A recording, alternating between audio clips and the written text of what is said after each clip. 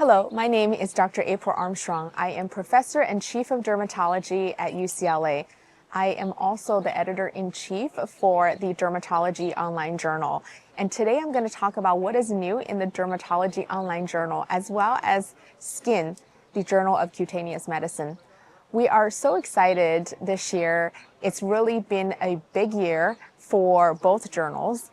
First of all, I want to just say thank you to Dr. Barbara Burrell for her wonderful leadership of DOJ for many, many years.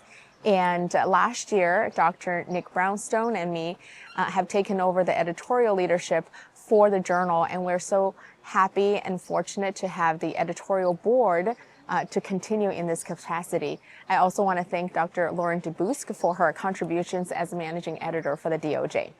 Now, getting into some of the articles I selected for you from both the DOJ as well as Skin, they're as follows.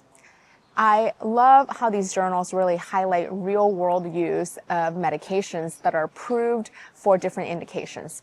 And as dermatologists, we know that we use a lot of these medications off-label. And from these journals, there are some very exciting highlights that we can think about in terms of novel use of approved therapies for other orphan indications.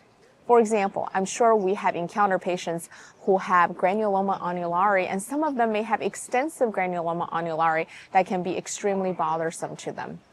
Now, there has been case studies that's been published in the journals that talked about the use of abrocitinib in these patients. So abrocitinib 100 milligrams have shown to successfully treat patients with generalized GA. Now, this is very important because it's something that we haven't seen as much in the literature, but something to think about for your patient who may be extremely bothered by their extensive GA. What we don't know is how long to continue the therapy after the resolution, so hopefully we'll get more data on that in the future. In addition to that, we also see off-label use of upadacitinib in a number of different situations.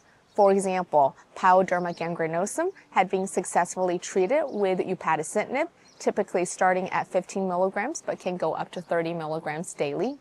In addition to that, subcutaneous lupus has been treated in case reports also published in both journals with regards to the use of upadacitinib in those cases.